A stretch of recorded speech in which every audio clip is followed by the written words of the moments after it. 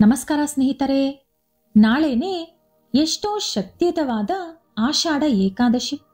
ಇದನ್ನೇ ದೇವಶಯನಿ ಏಕಾದಶಿ ಅಂತಲೂ ಕರೀತಾರೆ.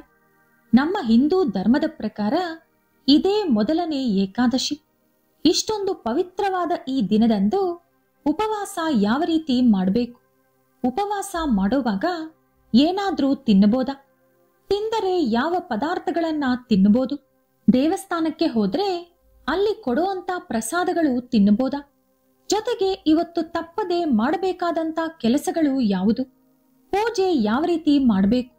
ಈ ಎಲ್ಲಾ ವಿಷಯಗಳನ್ನ ಈ ವಿಡಿಯೋದಲ್ಲಿ ತಿಳಿದುಕೊಳ್ಳೋಣ.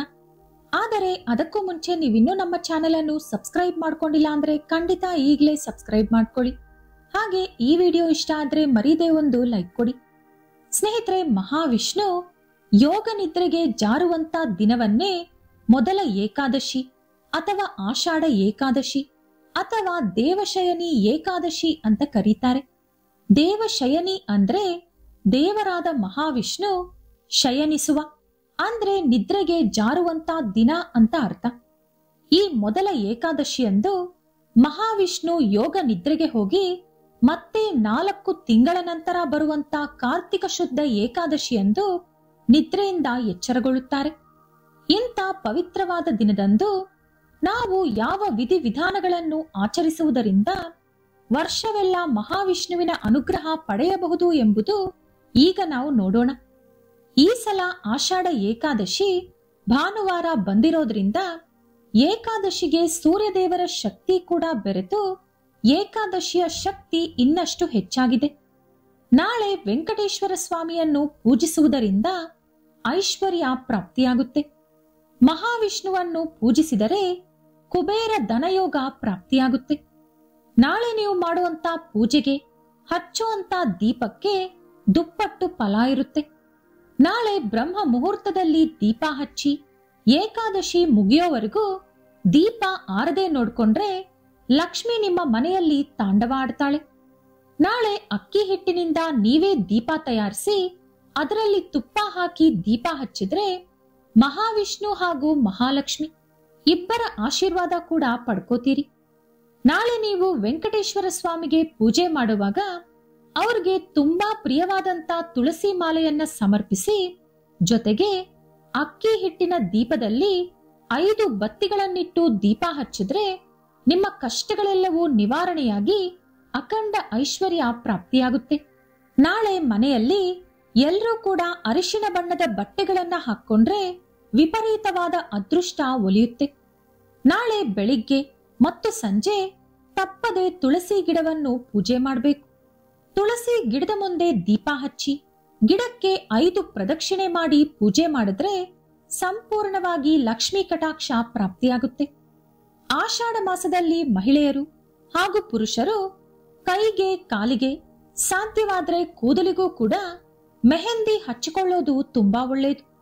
ಅದರಲ್ಲೂ ನಾಳೆ ಏಕಾದಶಿ ದಿನ ಮೆಹಂದಿ ಹಚ್ಚಿಕೊಳ್ಳೋದಂತೂ ಇನ್ನೂ ಒಳ್ಳೆಯದು. ಇನ್ನು ನಾಳೆ ವೆಂಕಟೇಶ್ವರ ಸ್ವಾಮಿಗೆ ಮಾಡುವಂತ ಪೂಜೆಯಲ್ಲಿ ತುಳಸಿ ಜೊತೆಗೆ ಸೇವಂತಿ ಹೂವುಗಳನ್ನ ಕೂಡ ಉಪಯೋಗಿಸ್ಬೇಕು. ಹಾಗೆ ನೈವೇದ್ಯವಾಗಿ ಬಾಳೆಹಣ್ಣುಗಳನ್ನ ಸಮರ್ಪಿಸಬೇಕು. ನಾಳೆ ಎಲ್ಲರೂ ಕೂಡ ವಿಷ್ಣು ಚಾಲಿಸಾ ತಪ್ಪದೇ ಓದಬೇಕು. ಅದರ ಜೊತೆಗೆ ಓಂ ನಮೋ ನಾರಾಯಣಾಯ ಈ ಮಂತ್ರವನ್ನು 21 ಸಲ ಜಪ ಮಾಡಬೇಕು. ಇದರಿಂದ ಜೀವನದಲ್ಲಿ ಧನ ಮತ್ತು ಧಾನ್ಯಕ್ಕೆ ಕೊರತೆ ಬರಲ್ಲ.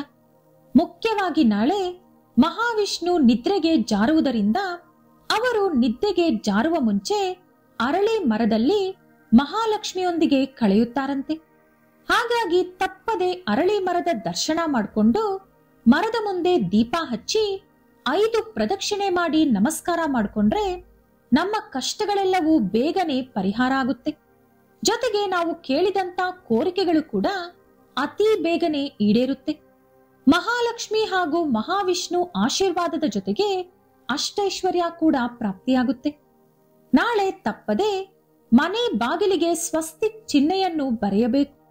ಜೊತೆಗೆ ಹೊಸಲಿಗೆ ಅರಿಶಿಣ ಹಚ್ಚಿ ಬಾಗಿಲಿನ ಮುಂದೆ ರಂಗೋಲಿ ಹಾಕಬೇಕು. ನಾಳೆ ಅರಳಿ ಮರದೊಳಗೆ ಮಹಾವಿಷ್ಣು ಹಾಗೂ ಮಹಾಲಕ್ಷ್ಮಿ ಇರೋದ್ರಿಂದ ನಾಳೆ ನೀವು ಮರವನ್ನ ಪೂಜಿಸಲು ಹೋದಾಗ ಒಂದು ಎಲೆಯನ್ನು ಕಿತ್ತು ತಂದು ನಿಮ್ಮ ಬೀರೋ ಅಥವಾ ಪರ್ಸೊಳಗೆ ಇಟ್ಟುಕೊಂಡ್ರೆ ನಿಮ್ಮ ಹಣದ ಸಮಸ್ಯೆಗಳು ಹೊರಟು ಹೋಗಿ ನಿಮ್ಮ ಆದಾಯ ಬೆಳೆಯುತ್ತೆ. ಇನ್ನು ನಾಳೆ ನೀವು ಸೂರ್ಯ ಮುಳುಗಿದ ಮೇಲೆ ಉಪ್ಪು ತಿನ್ನಬಾರದು. ಅಂದ್ರೆ ಉಪ್ಪು ಬೆರೆಸಿದಂತ ಯಾವುದೇ ಪದಾರ್ಥ ತಿನ್ನಬಾರದು. ಉಪ್ಪನ್ನ ತಿನ್ನೋದ್ರಿಂದ ಜಾತಕದಲ್ಲಿ ಕೆಲವು ಕೆಟ್ಟ ದೋಷಗಳು ಹುಟ್ಟಿಕೊಳ್ಳುತ್ತೆ. ನಾಳೆ ಭಾನುವಾರ ಇರೋದ್ರಿಂದ ಮರೆತು ಕೂಡ ಮಾಂಸಾಹಾರ ತಿನ್ನಲು ಹೋಗ್ಬೇಡಿ. ಹಾಗೆ ಉಗುರು ಕತ್ತರಿಸೋದು, ಕೂದಲು ಕತ್ತರಿಸೋದು ಮಾಡಬೇಡಿ. ಅಪ್ಪಿತಪ್ಪಿಯೋ ನಾಳೆ ಯಾರಿಗೂ ಕೂಡ ಹಣವಾಗಲಿ ಅಥವಾ ಯಾವುದೇ ಪದಾರ್ಥವಾಗಲಿ ವಸ್ತುವಾಗಲಿ ಸಾಲವಾಗಿ ಕೊಡಬೇಡಿ. ನಾಳೆ ತಲೆಗೆ ಎಣ್ಣೆ ಹಚ್ಕೊಳ್ಳೋದು, ಮೈಗೆ ಎಣ್ಣೆ ಹಚ್ಕೊಳ್ಳೋದು ಮಾಡಿದ್ರೆ ಆಯಸ್ಸು ಕಡಿಮೆಯಾಗುತ್ತೆ ಅಂತ ಹೇಳ್ತಾರೆ. ಇನ್ನು ಗೃಹಿಣಿಯರು ಯಾವ ಪರಿಸ್ಥಿತಿಯಲ್ಲೂ ಕೂಡ ನಾಳೆ ಕಣ್ಣೀರು ಹಾಕಬೇಡಿ. ಇದು ನೀವು ನಾಳೆ ಆಚರಿಸಬೇಕಾದಂತ ಪೂಜಾ ವಿಧಾನ ಹಾಗೂ ಪದ್ಧತಿಗಳು. ಇನ್ನು ಈಗ ನಾವು ಉಪವಾಸದ ಬಗ್ಗೆ ತಿಳಿದುಕೊಳ್ಳೋಣ. ಏಕಾದಶಿ ಅಂದ ತಕ್ಷಣ ನಮಗೆ ನೆನಪಾಗೋದು ಉಪವಾಸ. ಅದರಲ್ಲೂ ಇದು ಮೊದಲನೇ ಏಕಾದಶಿ. ನಾಳೆ ಉಪವಾಸ ಇರಬೇಕು ಅಂದುಕೊಳ್ಳೋರು ಇವತ್ತಿಂದಾನೇ ನಿಷ್ಠೆಯಿಂದ ಇರಬೇಕಾಗುತ್ತೆ. ಯಾಕಂದ್ರೆ ನಾಳೆ ಇಡೀ ದಿನ ಉಪವಾಸ ಇರಬೇಕು ಅಂದ್ರೆ ಇವತ್ತಿಂದಾನೇ ನಾವು ನಮ್ಮ ಜೀರ್ಣ ವ್ಯವಸ್ಥೆಯನ್ನು ಸ್ವಲ್ಪ ಕಂಟ್ರೋಲ್ಗೆ ತರಬೇಕು. ಹಾಗಾಗಿ ಇವತ್ತು ರಾತ್ರಿ ಊಟ ತಿನ್ನದೆ ಅಲ್ಪಾಹಾರ ತಿಂದು ಮಲಗಬೇಕು. ಇನ್ನು ನಾಳೆ ಬ್ರಹ್ಮ ಮುಹೂರ್ತದಲ್ಲಿ ಎದ್ದು ತಲೆ ಸ್ನಾನ ಮಾಡಿಕೊಂಡು ನಾನು ಹೇಳಿದ ರೀತಿಯಲ್ಲಿ ಪೂಜೆ ಮಾಡಿ ಮುಗಿಸ್ಕೊಳ್ಳಿ. ದಿನವಿಡೀ ಉಪವಾಸ ಇದ್ದು ಮಹಾವಿಷ್ಣು ಆರಾಧನೆಯಲ್ಲಿ ಕಳಿಬೇಕು. ಹೊಟ್ಟೆ ತುಂಬಿದ ವ್ಯಕ್ತಿಗೆ ಏನೇನೋ ಆಲೋಚನೆಗಳು ಬರುತ್ತೆ. ಅದೇ ಉಪವಾಸ ಇದ್ರೆ ಮನಸ್ಸು ನಿರ್ಮಲವಾಗಿರುತ್ತೆ. ಆ ನಿರ್ಮಲವಾದ ಪ್ರಶಾಂತವಾದ ಮನಸ್ಸಿಂದ ದೇವರನ್ನ ಪೂಜೆ ಮಾಡಿದ್ರೆ ದೇವರ ಕೃಪೆ ಅತೀ ಬೇಗನೆ ನಮಗೆ ಸಿಗುತ್ತೆ. ಆದ್ದರಿಂದಾನೇ ಊಟ ತಿನ್ನದೆ ದೇವರ ಪೂಜೆ ಮಾಡಬೇಕು ಅಂತ ಹೇಳೋದು. ಇನ್ನು ಶಾಸ್ತ್ರಗಳ ಪ್ರಕಾರ ಈ ಏಕಾದಶಿ ದಿನ ರಾತ್ರಿ ಜಾಗರಣೆ ಕೂಡ ಮಾಡಬೇಕು. ರಾತ್ರಿ ಪೂರ್ತಿ ದೇವರ ಜಪದಲ್ಲಿ ಕಳೀಬೇಕು. ಈ ರೀತಿ ಉಪವಾಸ ಜಾಗರಣೆ ಮಾಡಿದ ನಂತರ ಮಾರನೆಯ ದಿನವಾದ ದ್ವಾದಶಿಯ ದಿನದಂದು ಕೂಡ ಪೂರ್ತಿಯಾಗಿ ಹೊಟ್ಟೆ ತುಂಬಾ ಊಟ ತಿನ್ನದೆ ಅರ್ಧ ಹೊಟ್ಟೆ ಅಥವಾ ಅಲ್ಪಾಹಾರ ತಿಂದ್ರೆ ಒಳ್ಳೇದು. ನೀವು ಯಾವಾಗ ಉಪವಾಸ ಮಾಡಿದ್ರೂ ಕೂಡ ನೆಕ್ಸ್ಟ್ ಡೇ ಹೊಟ್ಟೆ ತುಂಬಾ ಊಟ ತಿನ್ನೋಕೆ ಹೋಗ್ಬಾರ್ದು. ಸ್ವಲ್ಪ ಸ್ವಲ್ಪ ಊಟ ತಿನ್ನುತ್ತಾ ಜೀರ್ಣ ವ್ಯವಸ್ಥೆಯನ್ನು ಮೊದಲಿನಂತೆ ಮಾಡಿಕೊಂಡು ಅದರ ನಂತರನೇ ಹೊಟ್ಟೆ ತುಂಬಾ ಊಟ ತಿನ್ಬೇಕು. ಇನ್ನು ನಾಳೆ ಉಪವಾಸ ಮಾಡುವಾಗ ನೀವು ದೇವರಿಗೆ ಯಾವ್ದಾದ್ರೂ ಪ್ರಸಾದ ತಯಾರಿಸಿ ನೈವೇದ್ಯವಾಗಿ ಇಟ್ರೆ ಅದನ್ನ ಬೇಕಿದ್ರೆ ನೀವು ಪ್ರಸಾದದಂತೆ ತಿನ್ನಬಹುದು. ಹಾಗಂತ ಊಟದ ಪ್ರಮಾಣದಲ್ಲಿ ತಿನ್ಬಾರ್ದು. ಒಂದು ಚಮಚ ಮಾತ್ರ ಪ್ರಸಾದ ಅಂತ ತಿನ್ಬೇಕು. ದೇವರಿಗೆ ನೀವು ಇಡೋ ಅಂತ ನೈವೇದ್ಯ ಸಿಹಿ ಪೊಂಗಲ್ ಅಥವಾ ಪಾಯಸ ಅಥವಾ ಯಾವುದಾದ್ರೂ ಉಂಡೆ ಅಂದ್ರೆ ತಂಬಿಟ್ಟಿನ ಉಂಡೆ ಅಥವಾ ಎಳ್ಳುಂಡೆ, ಈ ರೀತಿ ಯಾವುದಾದ್ರೂ ಉಂಡೆ ಮಾತ್ರ ಇಡಬೇಕು. ಇದರ ಜೊತೆಗೆ ನಿಮಗೆ ಇಷ್ಟ ಬಂದ ಹಣ್ಣುಗಳನ್ನ ದೇವರಿಗೆ ನೈವೇದ್ಯವಾಗಿ ಸಮರ್ಪಿಸಬಹುದು. ನೀವು ಈ ದಿನ ಊಟ ತಿನ್ನದೆ ಬರೀ ನೀರು ಕುಡಿದು ಉಪವಾಸ ಮಾಡಿದ್ರೆ ಇನ್ನೂ ಶ್ರೇಷ್ಠ. ಅಷ್ಟೊಂದು ಕಟ್ಟುನಿಟ್ಟಾಗಿ ಮಾಡೋಕೆ ಸಾಧ್ಯ ಆಗದಿದ್ರೆ ನಾನೀಗ ಹೇಳಿರೋ ಪ್ರಕಾರ ದೇವರಿಗಿಟ್ಟಂತ ನೈವೇದ್ಯವನ್ನು ಒಂದು ಚಮಚ ಪ್ರಸಾದ ಅಂತ ಭಾವಿಸಿ ತಿನ್ನಬಹುದು. ಜೊತೆಗೆ ತುಂಬಾ ಹಸಿವಾದಾಗ ಒಂದು ಚೂರು ಹಣ್ಣು ಅಥವಾ ಮಜ್ಜಿಗೆ ಅಥವಾ ಹಾಲು ಅಥವಾ ನಿಂಬೆ ರಸ ಕುಡಿಬಹುದು. ಆರೆಂಜ್ ಅಥವಾ ಮೂಸಂಬಿ ಜ್ಯೂಸ್ ಕುಡಿಬೇಕು ಅಂದ್ಕೊಂಡ್ರೆ ಹಣ್ಣನ್ನ ಹಿಂಡಿ ಕೈಯಿಂದ ರಸ ತೆಗಿಬೇಕು. ಮಿಕ್ಸಿಗೆ ಹಾಕಿ ಜ್ಯೂಸ್ ಮಾಡೋಕ್ ಹೋಗ್ಬಾರ್ದು. ಇವತ್ತು ನೀವು ದೇವರಿಗೆ ಇಡುವಂತ ಪ್ರತಿ ಪ್ರಸಾದದಲ್ಲೂ ಸ್ವಲ್ಪ ತುಳಸಿ ಎಲೆಯನ್ನ ಮೇಲೆ ಇಟ್ಟು ಸಮರ್ಪಿಸಬೇಕು. ಇನ್ನು ದೇವಸ್ಥಾನದಲ್ಲಿ ಯಾವ್ದಾದ್ರೂ ಪ್ರಸಾದ ಕೊಟ್ರೆ ತಿನ್ನಬಹುದು.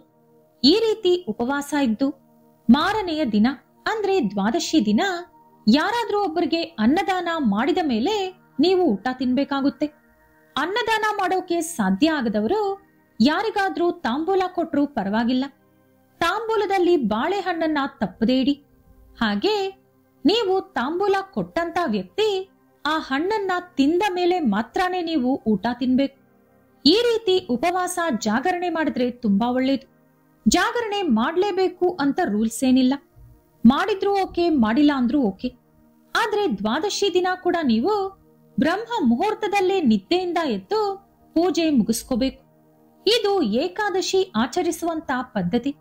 ಇನ್ನು ಏಕಾದಶಿ ಆಚರಿಸಿದವರು ಹಾಗೂ ಯಾವುದಾದ್ರೂ ಅನಿವಾರ್ಯ ಕಾರಣಗಳಿಂದ ಆಚರಿಸಲು ಸಾಧ್ಯವಾಗದವರಿಗಾಗಿ ನಾಳೆ ಏಕಾದಶಿ ವ್ರತಕಥೆಯನ್ನು ತಿಳಿಸಿಕೊಡ್ತೀನಿ. ಆ ಕಥೆಯನ್ನು ತಪ್ಪದೆ ಭಕ್ತಿಯಿಂದ ಕೇಳುವ ಮೂಲಕ ಹೆಚ್ಚಿನ ಫಲವನ್ನು ಪಡೆದುಕೊಳ್ತೀರಿ. ಈ ವಿಡಿಯೋ ಇಷ್ಟ ಆದ್ರೆ ಲೈಕ್ ಮಾಡಿ, ಶೇರ್ ಮಾಡಿ. ಇಂತಹ ಹೆಚ್ಚಿನ ಉತ್ತಮ ಮಾಹಿತಿಗಳಿಗಾಗಿ ತಪ್ಪದೇ ನಮ್ಮ ಚಾನೆಲ್ ಅನ್ನು ಸಬ್ಸ್ಕ್ರೈಬ್ ಮಾಡ್ಕೊಳ್ಳಿ. ನಾಳೆ ಮತ್ತೊಂದು ವಿಡಿಯೋದೊಂದಿಗೆ ಪುನಃ ಭೇಟಿಯಾಗೋಣ. ಧನ್ಯವಾದಗಳು.